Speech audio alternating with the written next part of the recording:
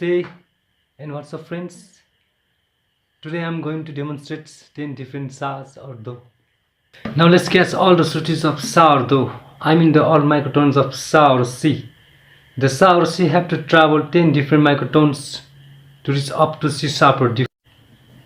Now here goes the first C, the second microtones, the third, the fourth, the fifth, the sixth, the seventh, the eighth, the ninth.